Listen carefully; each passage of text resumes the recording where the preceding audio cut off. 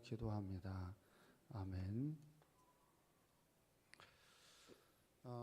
지도자로 산다는 것은 귀한 일이죠. 그러면서도 참 힘든 일입니다. 함께하는 교회 소중한 다음 세대를 책임지고 그리고 세움을 받은 우리 교사 선생님들 반년 동안 헌신하고 아이들을 섬겨주셔서 너무 감사합니다. 교회에서 중요한 직분이 있어요. 교회 중요한 직분 중에 가장 중요한 직분이 여러분 생각할 때는 뭐라고 생각을 하십니까? 교회에서 제일 중요한 직분이 뭔가요?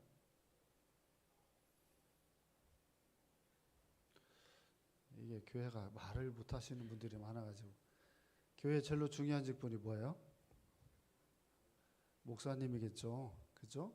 목사님은 이제 영적으로 가르치는 자리에 있으니까 참 중요한 자리에 있습니다. 목사가 잘못 가르치면 성도들이 다 오는 대로 가니까 이 목사들이 엄청 중요하죠. 교사는 어때요? 교사들도 참 중요합니다. 우리 선생님들이 아이들의 영적인 스승이잖아요. 아이들이 제대로 가르치지 못하면 엇나가는 일들이 충분히 생길 수 있습니다. 부산의 어느 유명한 목사가 감옥에 갔다 온 일이 있어요. 정치적으로 엄청 유명한 사람이죠. 소중한 영혼들을 가르치다가 감옥에 간 게 아닌데 감옥에 갔다가 나온 그 주위에 주일날 설교에 아이들부터 시작해서 아이들을 앞줄에 앉히고 그리고는 이제 성도들을 다 모아놓고 내가 감옥에 갔다 온 이유가 하나님 나라의 올바름을 가르치다가 그리고 내가 이렇게 갔다 왔다라고 하는 굉장히 자기를 드러내는 설교를 하더라고요.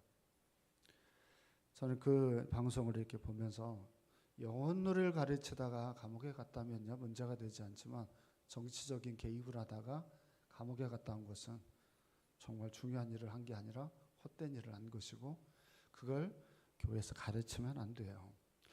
오늘 본문은 사도 바울이 디모데에게 목회의 권면의 메시지를 선포하는 내용이기도 하지만 교사들에게도 동일하게 이 말씀을 적용해서 들어볼 필요가 있겠다. 그래서 오늘 말씀을 정했습니다. 자, 1절 말씀 우리 같이 읽어보겠습니다. 시작.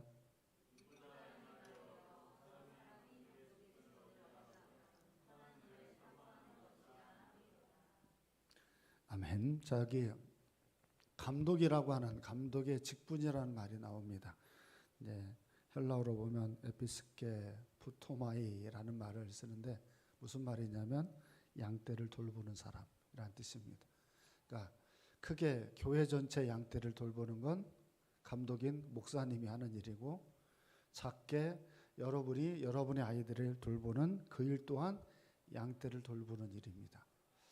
소중한 양떼들이 여러분의 손에 달렸습니다. 그래서 가르치는 교회에서 가르치는 하는 모든 사람들은 감독입니다. 감독으로의 역할들을 제대로 감당하는 건 너무나 중요한데 왜 중요하냐면 여기 말씀해 보면 감독이 선한 일을 사모하는 것이다 라고 표현을 합니다. 여기서 주목해야 될 게 선한 일을 뭐하라고 권하나요? 여기 보세요. 선한 일을 뭐하라고 그랬어요?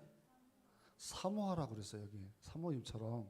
자, 이게 패션이라는 말입니다. 열망이라는 말이에요. 그러니까 선한 일을 열망해야 돼요. 누가? 교사가, 감독이 그것을 열망해야 된 이유가 여러분 뭘까요? 매일 눈을 뜨면 갈망을 하고 열망을 해야 될 이유가 어디 있을까요? 이게 선한 일이니까. 아시겠어요? 선한 일이니까 이 일을 갈망하고 열망해야 됩니다.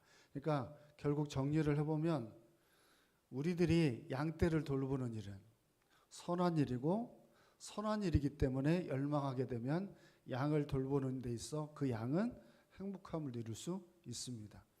그래서 여러분 양을 돌보는 일에 집중해야 됩니다. 할 수 있으면 최선을 다해야 됩니다. 여러분 저를 보세요. 여러분에게 제가 목회에 최선을 다하기를 원하십니까? 아니면 대충 하기를 원하십니까? 여러분이 저에게 요구를 할 때 마찬가지죠. 여러분의 학생들이 여러분에게 어떤 걸 원할까요? 최선을 다하는 선생님이기를 원하겠죠. 어때요, 여러분? 여러분들은 최선을 다하는 선생님이십니까? 하나님 앞에서 최선을 다하는 선생님이십니까?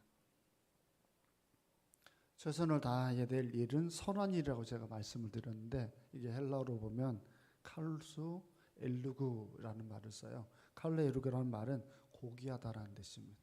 선한 일이면서도 굉장히 고귀한 일입니다. 그러니까 선생님을 만나면 아이들이 뭘 배우게 되냐면 고귀한 일을 배울 수 있습니다. 삶의 가치가 되는 걸 배울 수 있어요. 그러니까 여러분 잘 보세요. 양은요, 교사들을 보고 신앙을 배워요. 우리 아이들이 선생님들이 하는 행동들을 보고 그걸 따라하면서 가요. 예를 들어 볼게요. 선생님이 대충 준비를 해서 주일날 맞이해요. 그럼 애들도 대충 하는 애들이 돼요. 선생님이 정말 눈물로써 아이들을 양육하고 싶은 마음에서 하면 그게 한 명이든 두 명이든 애들도 정말 사모하는 마음을 가지고 살아갈 수 있는 애들이 됩니다. 여러분 좋은 교사가 돼야 돼요. 한 번을 하든 두 번을 하든 좋은 교사가 닮아야 돼요. 왜냐하면 여러분을 닮기 때문이에요. 여러분 부모가 여러분의 자녀들에게 이제 살다 보면 여러분의 자녀들을 보면서 누구 닮은 생각이 드세요? 여러분의 자녀가 누구 닮았어요? 옆집 아저씨 닮았어요? 누구 닮았어요? 자기 닮았어요. 어떻게 나를 닮았는지 정말 닮았어요. 아이들이 누구를 닮게 되냐면 선생님을 닮을 수밖에 없어요. 선생님이 최선을 다해서 살면 최선을 다하는 애들이 된다니까요. 빠지고 대충 하고 그러면 애들도 그게 그런 줄 알고 따라하게 되어져 있어요. 우리 주변에 제 목사님들이 저보고 뭐라고 얘기하는 줄 아세요? 이 농담으로 목사님들이 하는 얘기예요. 교회 누가 가져갈까 봐 맨날 교회 지키는 사람이라고 저보고 그래요. 교회를 누가 들고 가냐고, 왜 이렇게 교회만 가냐고 저보고 그래요. 교회가 저한테는 1순위니까 그래요. 제 일 스케줄을 제가 말씀드릴게요. 저는 월요일 날은 되도록이면 아무것도 안 하려고 합니다. 화요일 날에는 오전 예배를 준비합니다. 수요일 날에는 수요 예배를 준비합니다. 목요일 날에는 오후 예배를 준비합니다. 금요일 날에는 금요 기도회를 준비합니다. 토요일 날에는 오전 오후 예배를 다시 정리하는 그 시간을 갖습니다. 그러니까 저는 그렇게 시간을 관리를 하면 여러분들이 좋은 꼴을 먹을 수 있기 때문에 철저하게 내가 희생을 해야 된다고 생각을 저는 합니다. 마찬가지입니다. 교사 역시 희생이 없이 내가 하고 싶은 걸 다 하다가 그러다가 애들을 만날 수는 저는 없다고 생각합니다. 왜냐하면 1절에 뭐라고 얘기했어요? 그 일이 선한 일이에요. 엄청 중요한 일이에요. 그래서 이 일을 소홀히 할 수가 없어요. 좀 전에 제가 말한 것처럼 제가 여러분들에게 대충 해서 목회를 할까요? 저도 하고 싶은 거 엄청 많은 사람이에요. 놀러 가는 거 어떤 분들이 그래요. 왜 목사님은 놀러 가지 않은지 모르겠다. 저보고 놀러 오라고 하는 데가 많아요. 근데 안 가는 거예요. 친구 녀석 하나가 지금 전주에 연수 받으러 왔어요. 만나러 오라 하는데도 벌써 3주째 못 가고 있어요. 저도 하고 싶은 일들이 많지만 그걸 제가 다 할 수는 없어요. 왜냐하면 여러분 때문이에요. 여러분이 희생하면 여러분의 애들이 살아요. 하고 싶은 거 다 하고 애들을 살리기는 여러분 우리는 굉장히 능력이 부족해요. 애를 쓰고 고민을 하지 않으면 우리 소중한 애들을 우리가 놓칠 수가 있습니다. 그래서 우리 교사들은 아마추어처럼 하지 않았으면 좋겠어요. 정말 적어도 여러분들이 서툴든 뭐하든 간에 프로였으면 좋겠어요. 최선을 다해서. 그러기 위해서 2절 말씀에 당부를 드립니다. 2절 말씀 우리 읽어볼까요? 시작.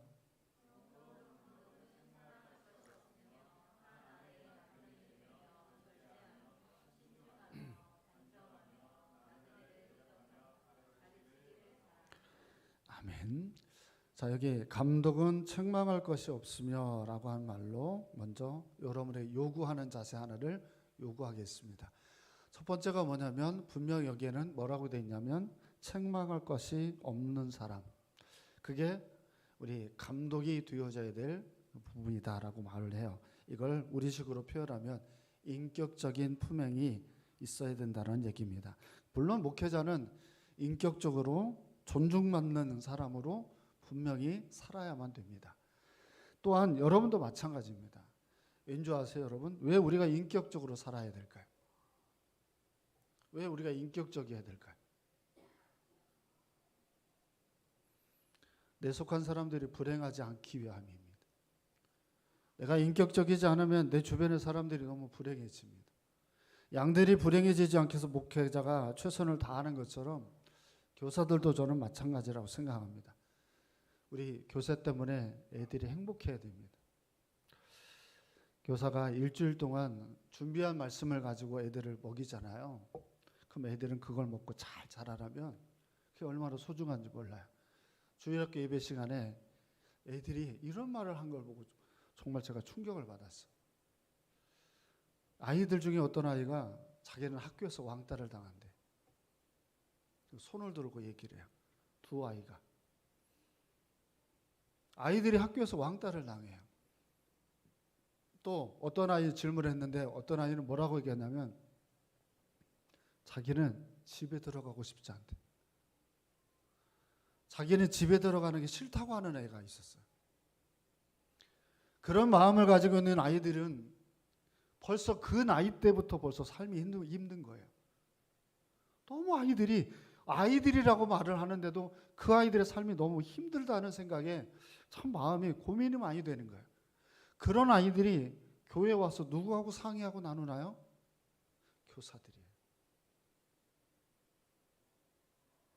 교사들이 그 아이들과 삶을 나누면서 그 아이들의 고민을 들어주면서 그러면서 그 안에서 행복함을 느낄 수 있어야 됩니다. 저는 교사가 고등학교 때 했어요. 주일학교 아이가 2명이었습니다. 시장통에서 사는 엄마 아빠가 돌보지 않는 아이들이었어요. 2명의 여자아이였는데 이 아이들이 부모가 돌보지를 않으니까 교회에 와가지고 노는 걸 좋아했어요. 2명의 아이들을 데리고 자장면도 먹고 말씀도 열심히 가르치고 얘기도 하고 그렇게 하면서 이 아이들이 보내니까 요놈들이 자기들 비슷한 처지에서 힘들게 사는 애들을 데리고 오더라고요. 그 2명이 더 이제 숫자가 되고 그러다 보니까 그 형제 향도 약국이라고 하는 그쪽에 있는 거기 시장통에 있는 애들이 다 오는 거예요. 반으로 와가지고 다 같이 율동하고 뭐하고 하면서 울기도 하고 자기 속 얘기도 하고 속상한 얘기도 하고 그렇게 되더라고. 그러다 보니까 애들을 매일 생각하면서 기도할 수밖에 없는 거예요. 이런 문제 저런 문제에 있는 아이들을 생각하면서 붙들다 보니까 주일학교 교사를 그렇게 마쳤던 기억이 있어요. 학생회를 처음 맡았을 때 1명이었습니다. 학생이 1명을 맡아가지고 가르치다 보니까 거기에서도 또 이런저런 애들을 놓고 기도하다 보니 나중에는 애들이 40명 가까이 되더라고요. 그러니까 결국은 애들이 와서 머무르게 되어지는 건 교회 안에 있는 교사가 그늘을 만들어주면 애들이 와서 쉬더라고요. 근데 이거 잘못하고 저거 못한다고 계속 지적질을 하면 결국은 애들은 거기에 머물지 못하고 다 떠나더라고요. 애들이 원하는 건 가르침이기도 하지만 애들도 역시 여기 와서 쉼을 얻고 싶고 행복하고 싶은 거예요. 그걸 선생님을 보고 느끼고 싶은 겁니다. 선생님들을 볼 때마다 너무 부담이 되고 같이 머물기가 싫고 눈물도 없고 공감도 하지 않는다라고 하면 그 선생님 밑에 있는 아이들이 굉장히 불행해집니다. 목사라고 하는 사람도 마찬가지예요. 저도 저에 대한 얘기일 수도 있습니다만. 그래서 여러분 저는 매일 기도할 때 잊지 않고 매일 기도하는 기도 제목이 있어요. 뭔지 아세요? 저를 만난 교인들이 저 때문에 영적으로 손해를 보지 않게 해달라고 그 기도를 매일 합니다. 저로 인해 가지고 신앙생활하는데 너무 힘들어지지 않게 교사라고 하는 자리를 저는 헌신 예배를 드려보지만 완벽한 선생님이 여기 있나요? 이번 주 내내 우리 교사 헌신 예배를 위해서 나와서 기도하신 선생님 한번 손 들어보세요. 손이 있어요, 없어요? 손은 있어요? 그럼 손 들어보세요.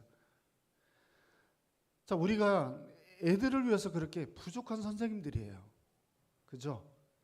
근데 이 부족한 선생님들 때문에 애들이 영적으로 손해를 본다면 그거 정말 우리가 고민해 봐야 될 문제입니다. 저는 개인적으로 부탁을 여기 교사가 아닌 분들한테 부탁을 드릴게요. 이게 제가 체험하는 거거든요. 이번 주에 어느 목사님이 뭐 얘기하는 걸 막 다치고 제 얘기를 해보면 제가 설교를 하다가 오늘 이상하다. 뭐 어디에서 이렇게 힘이 나지? 라고 하는 날이 있어요. 그날은 그 중간에 목회자로서 기도한 분들이 계셔서 그렇습니다. 희한할 정도로 제가 그걸 느낍니다. 강단에서.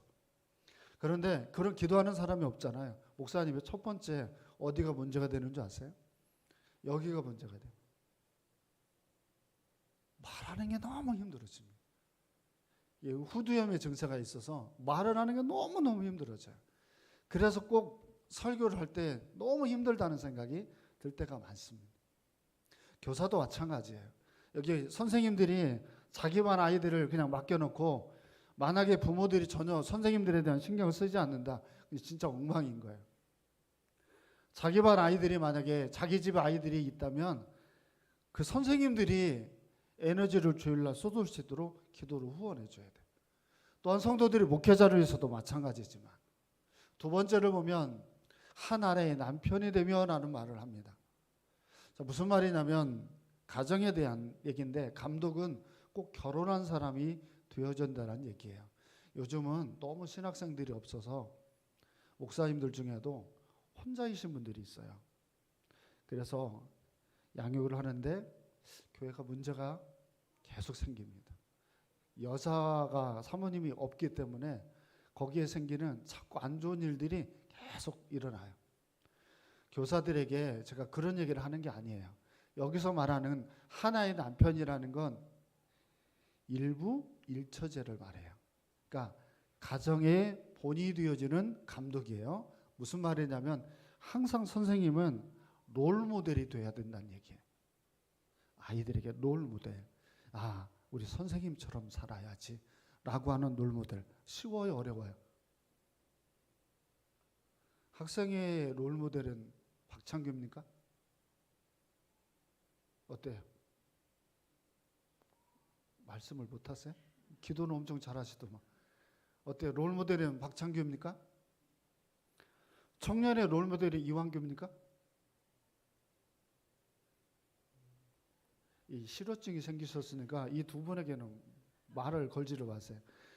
분명히 롤 모델이 있어요. 저 신앙생활 할 때 청년들이 미친 듯이 청년의 선생님을 좋아해야 돼요.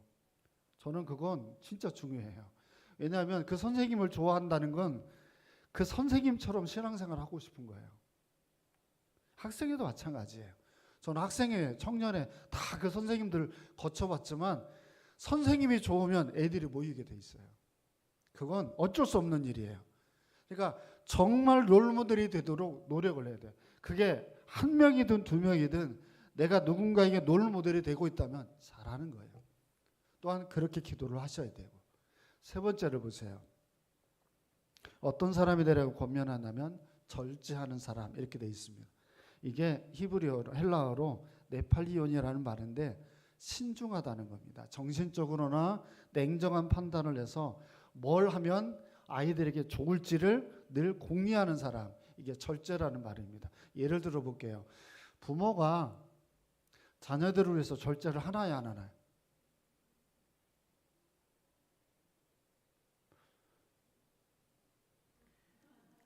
자, 부모가 자녀들을 위해서 절제를 해요, 안 해요? 내가 쓰고 싶은 거 다 사면서 하나요? 아니잖아요. 애들을 위해서 그걸 절제하잖아요. 또 내가 하고 싶은 일들이 있는데 다 하지 않고 아이들 때문에 그걸 절제를 합니다. 그 절제 때문에 아이들이 어떻게 되냐면 돌아갑니다. 그런데 부모가 절제를 못하는 분들이 있어요. 자기 하고 싶은 걸 다 해요. 그러면 저녁에 되면 애들한테 전화를 합니다. 뭐라고 전화할까? 밥 시켜 먹어. 그죠? 장은 왜 웃어요? 내가 내 생활을 굉장히 열심히 하면 내가 만든 좋은 곳에서 애들이 살아갈 수 있지만 내가 그 하나를 절제를 못하고 놀고 즐겨버리면 애들은 그 절제하지 못한 부모 때문에 힘들어져요. 학생의 선생님 중에 이런 분이 있었어요. 이 선생님은 토요일날 늦게까지 노는 것을 너무 좋아해요. 그래서 주일날에 제가 전도사로 있었던 교회에 학생 예배를 9시에 드렸어요. 9시 예배를 드리면 늦게 오기도 하고 오게 되면 계속 졸아요. 졸면서 예배를 드려요. 그러니까 절제를 못하고 예배 시간을 준비를 못하니까 그게 그 반 학생들이 어떻게 될까요? 악영향이 되죠. 굉장히. 여러분 제가 예배 시간에 늦게 오면 어떻게 했어요? 제가 11시 예배인데 11시 10분에 오면 어떻게 했어요? 그리고 목사님이 설교해야 되는데 눈이 풀려 있으면 심지어는 제가 술 한잔 먹고 와가지고 설교를 하면 어떻게 했어요? 이 모든 것들을 하지 않는 이유가 어디 있습니까? 토요일날 약속을 안 잡고 모든 것들을 다 관리하는 이유는 주일 때문에 있잖아요. 절제라고 하는 게 우리에게 그만큼 중요합니다. 하고 싶은 걸 다 하는 선생님이 되면 안 돼요. 해야 될 일은 중요하게 먼저 하고 그렇지 않은 일들은 언제든지 뒤로 미룰 수 있어야 좋은 우리 아이들을 만들어낼 수 있는 거죠. 그 다음에 근신하는 사람이 여기 등장을 합니다. 신중하며. 이 근신이라는 말이 나옵니다. 이 신중하다는 말은 여러분 뭐에 대한 얘기일까요? 신중하다는 것.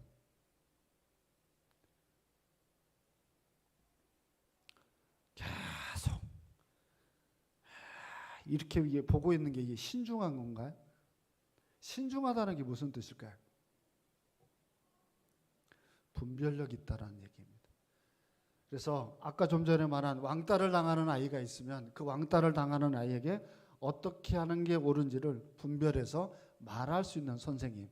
그런 선생님이 훌륭한 선생님이라는 거예요.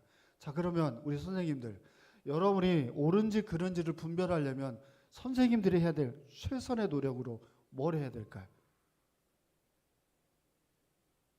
여러분이 하나님의 말씀을 열심히 안 들으면 여러분들은 분별력이 없는 선생님이 돼요. 그러니까 함께하는 교회는 정말 여러분들이 노력을 하면 얻을 수 있는 분별력은 수요 예배 때 많이 얻을 수 있어요. 거기에서 조직신학을 신학교에서 배우는 걸 여러분들에게 가르쳐 주잖아요. 정말 목사님이 한 40분 넘게 긴 설교를 하지만 그 수요일 날 듣는 것은 여러분들이 굉장히 큰 분별력을 가질 수 있는 시간이에요. 또한 여러분 나름대로 뭐 우리 이신혜 집사님이 카톡에다가 이렇게 잘 올려놓는 책 이렇게 하잖아요. 책 같은 거 이렇게 올려놓죠. 이런 책들은 굉장히 우리의 분별력을 높이는 행위들이 돼요. 그러니까 나를 자꾸 분별력 있는 사람으로 애를 쓰고 노력을 해야 되잖아요. 목사님에게 질문을 하는 분들이 있는데 목사님이 대답을 못 해주면 분별력이 없어지잖아요. 그죠? 교회 목사님이 몇 명이에요? 여러분의 반에 아이들에게도 선생님이 몇 명이에요? 여러분밖에 없어요.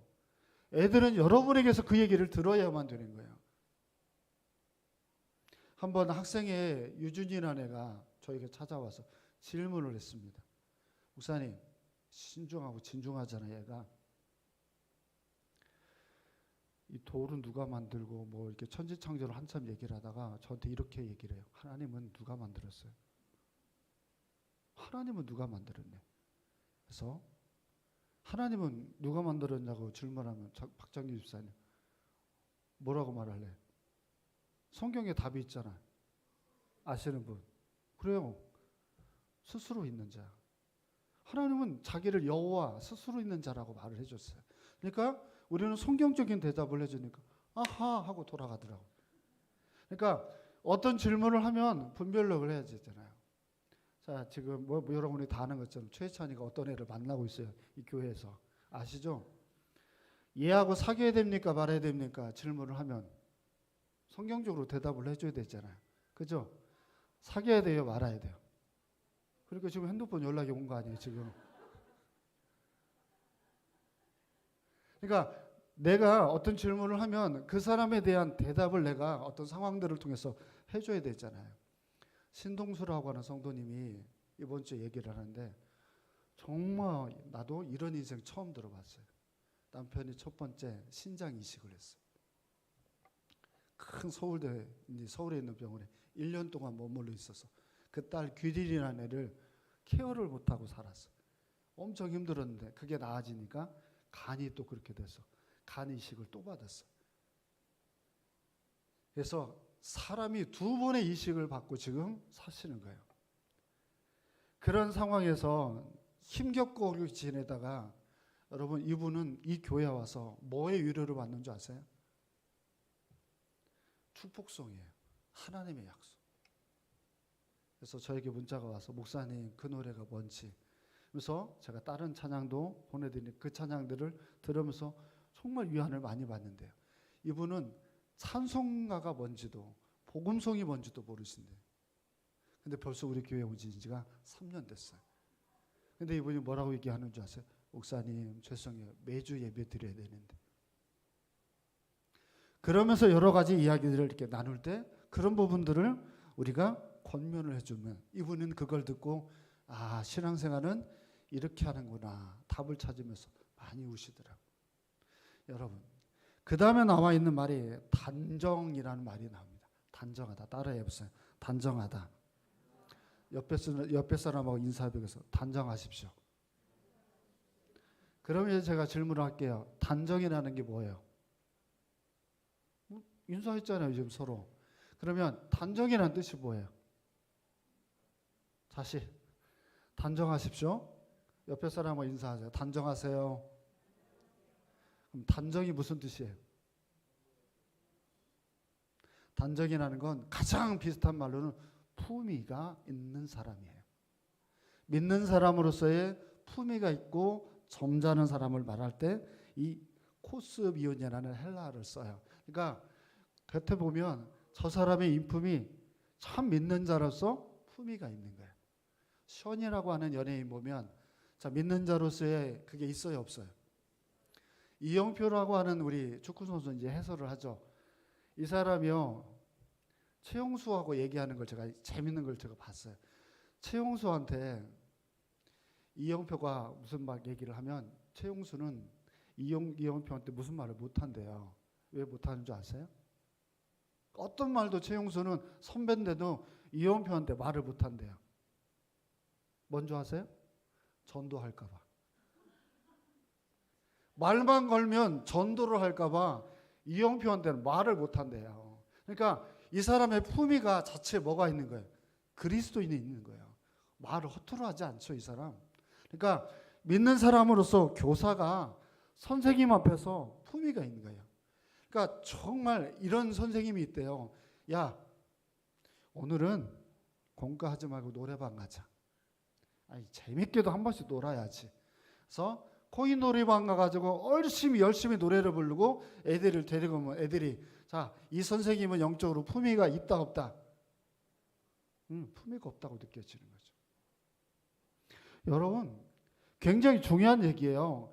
내가 있는 위치는 이렇게 제가 양복을 입고 딱 있는 게 품위를 유지하는 게 아니라 그 사람의 삶이 품위가 있어야 돼요. 너무 사람이 천박해서 그 사람하고는 말하고 싶지 않은 마음이 드는 선생님들이 있어요. 이런 행동들을 보이게 되면 애들을 망칠 수밖에 없죠. 그 다음은 마지막을 볼게요. 이게 마지막이에요. 힘을 내세요. 자, 마지막이 뭐가 되냐면 따라해요. 나그네를 대접하는 사람.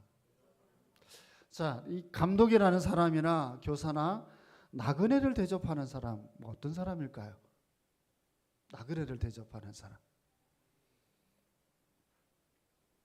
따뜻한 사람일까요? 차가운 사람일까요? 이 나그네를 대접하는 사람은 따뜻한 사람을 말합니다. 자기 곁에 사람들을 계속 두고 대접하면 대접을 받는 그 사람들이 얼마나 행복해지겠습니까? 그죠? 근데 차가운 사람들이 있습니다. 이게 도대체 어떤 사람일까? 일은 좋아하고 사람은 사랑하지 못하는 사람입니다. 나그네를 대접한다는 말이 일반적으로 사람을 대접하는 것만 얘기하는 게 아니라 교회 일을 할 때 여러분 이렇게 철저하게 관리를 하고 이렇게 하고 저렇게 해야 된다라고 말을 하는데 그 사람이 사람 냄새가 안 나면 나그네 대접을 못하는 사람. 잘 보시면 그런 분들은 사람들을 섬기는 걸 잘 못합니다. 네, 하나님은요, 여러분, 일을 잘하는 사람을 좋아하지 않아요. 하나님은 사람을 사랑하는 사람을 좋아해요. 이거 명심해야 돼요. 애들이 선생님들을 보면서 가장 많이 느끼는 게 뭐냐면 우리 선생님은 참 나를 좋아해. 이게 느껴져야 돼요.